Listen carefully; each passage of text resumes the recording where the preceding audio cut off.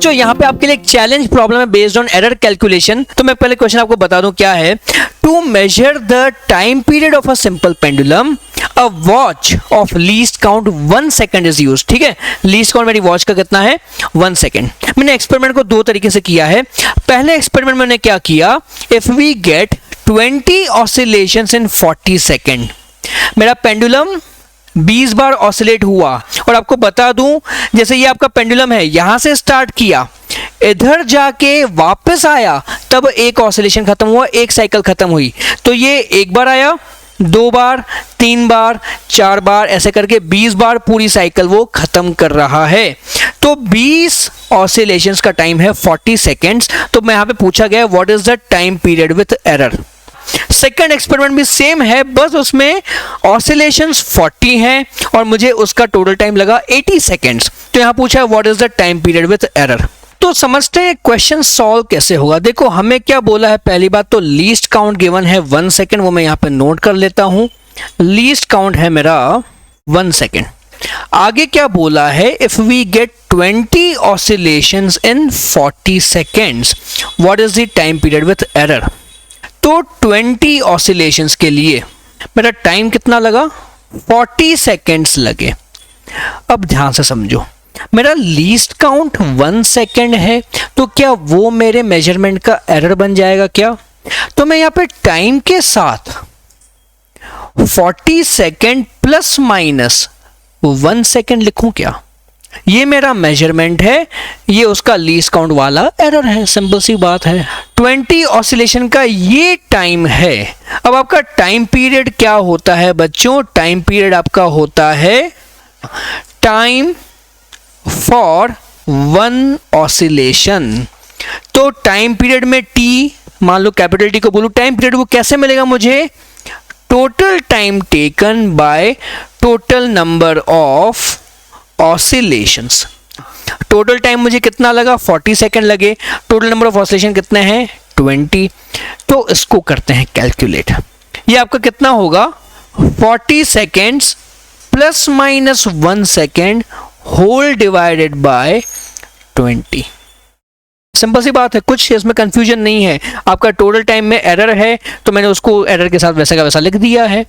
ये total time कितने oscillation का है, 20 ऑसिलेशन का। तो टाइम पीरियड के मुझे 20 डिवाइड करना पड़ेगा, वो मैं कर रहा हूं।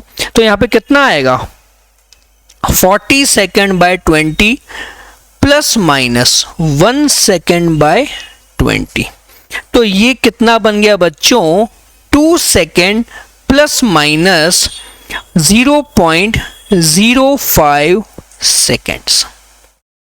इंटरेस्टिंग पॉइंट देखो, यहां पे आपका लीस्ट काउंट ऑल्दो 1 सेकेंड है, मतलब आपके मेजरमेंट में एरर कितना है 1 सेकेंड, पर क्योंकि मैंने बहुत ही बड़ा मेजरमेंट लिया है, 20 ऑसिलेशंस के लिए मेजरमेंट निकाला है, तो सिंगल ऑसिलेशन के मेजरमेंट में अपने आप मेरा एरर कम हो गया।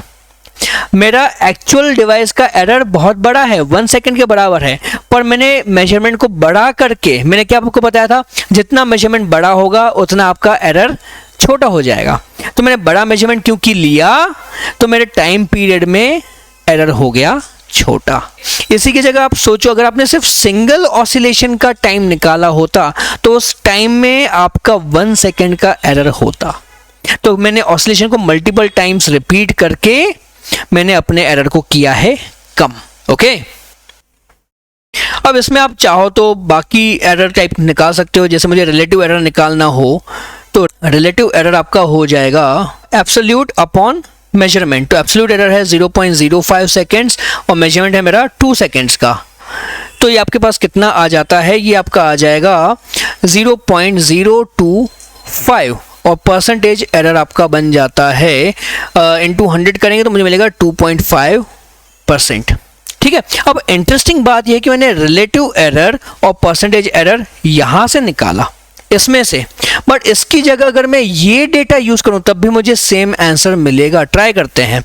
मेरे पास टी कितना है, 40 सेकेंड्स प्लस माइनस 1 सेकेंड। तो यहां से मेरा रिलेटिव एरर कितना आ रहा है, वो आ जाएगा आपका 1 डिवाइडेड बाय 40। करो बच्चों, 1 डिवाइड बाय 40 कितना होता है, 0.1/4 यानी कि 0.025 आपके पास आ जाएगा, जो कि एग्जैक्टली सेम वैल्यू है। तो इस डेटा को यूज करके, इसी मेथड को यूज करके अब आप सेकंड क्वेश्चन को ट्राई करो।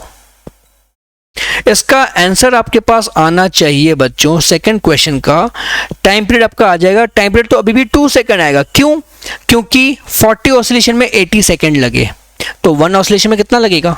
80 डिवाइड बाय 40 यानी कि 2 सेकंड लगेंगे। प्लस माइनस करेंगे। इंटरेस्टिंग बात देखो, यहां पे आपका एरर कितना आया बच्चों?